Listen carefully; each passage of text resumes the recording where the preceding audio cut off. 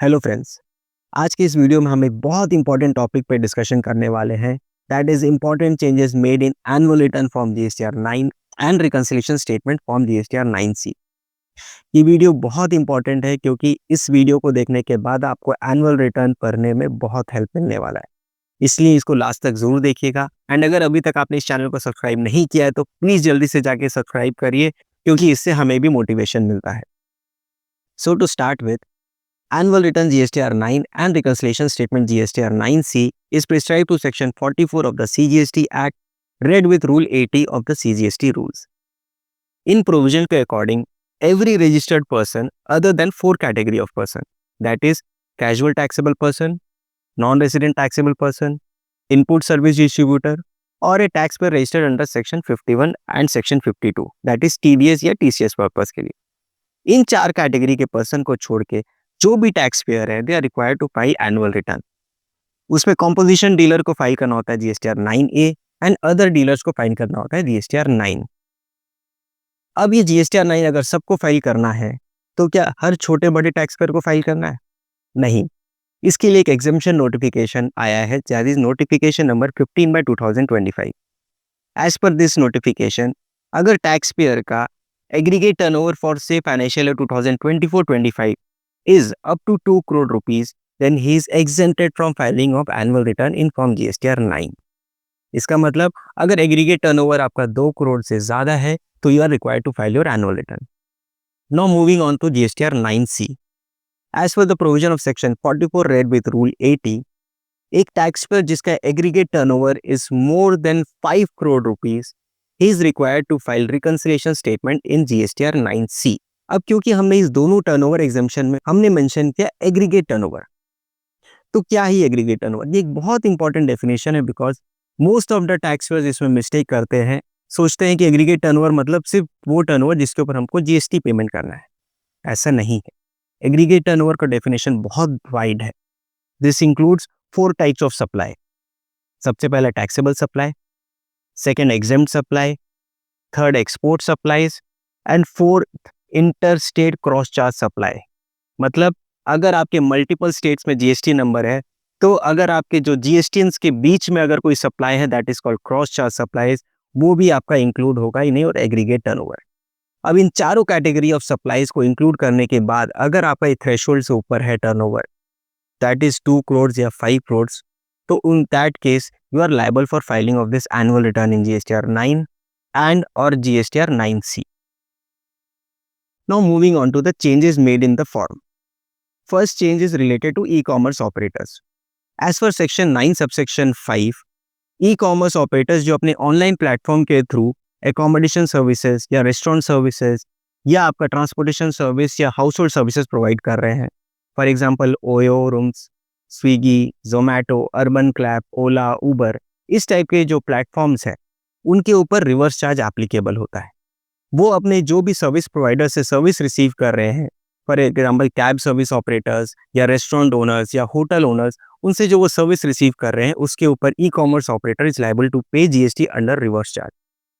तो इस बार के जीएसटीआर 9 फॉर्म में इन ई कॉमर्स ऑपरेटर के रिवर्स चार्ज की लायबिलिटी को उनको अलग से डिस्क्लोज करना पड़ेगा in form GSTR 9 and GSTR 9C।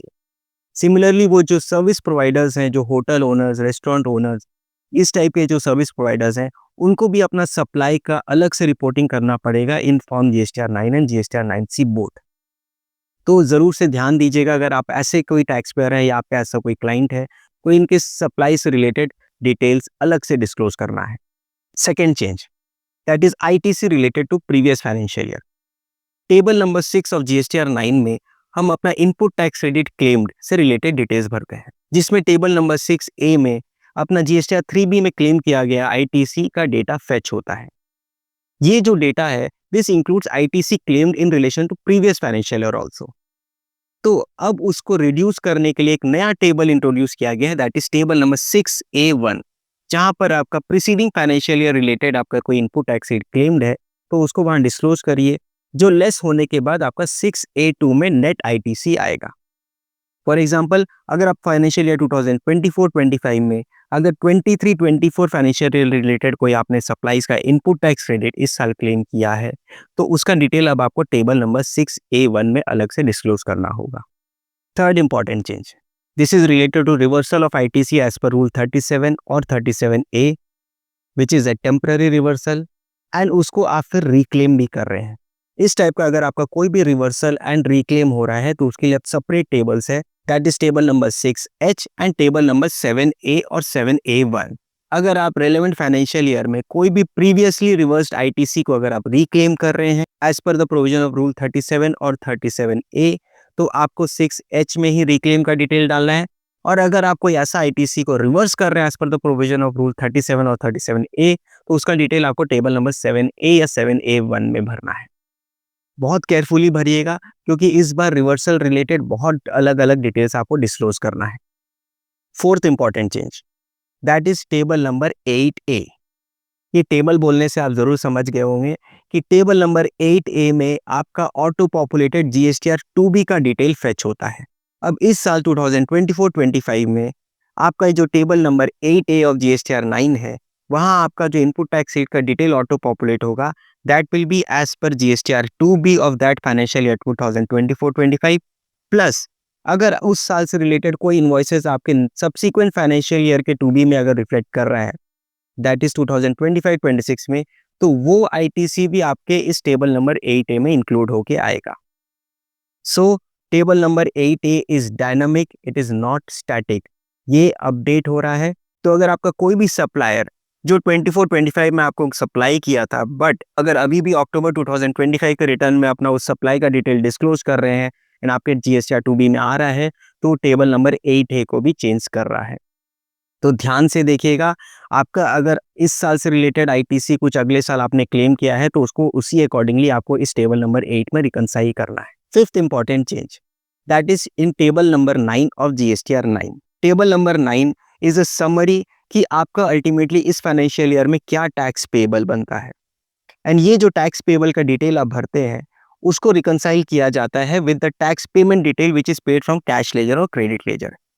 इसके बाद अब एक दो नया कॉलम्स इंसर्ट किया गया है, that is tax paid and if there is any difference, that is if there is any excess payment और short payment of tax liability. तो अब आप ये जब टैक्स पेबल का डिटेल भर रहे हैं तो आपको केयरफुली भरना है। तो उसके अकॉर्डिंगली अगर कोई भी देयर इज शॉर्ट पेमेंट या एक्सेस पेमेंट, तो वो आपके डिफरेंशियल वाले टेबल में अब रिफ्लेक्ट करेगा। Now moving on to the last important issue, that is late fee for delayed filing of this GSTR 9 and GSTR 9C।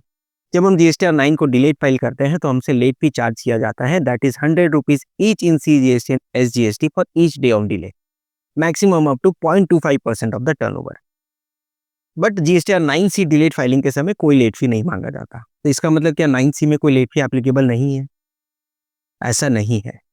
इस बार सीबीआईसी ने अपना एक सर्कुलर नंबर 246 के थ्रू क्लैरिफाई कर दिया है कि as per section 44 a tax payer is required to file GSTR 9 and 9C both.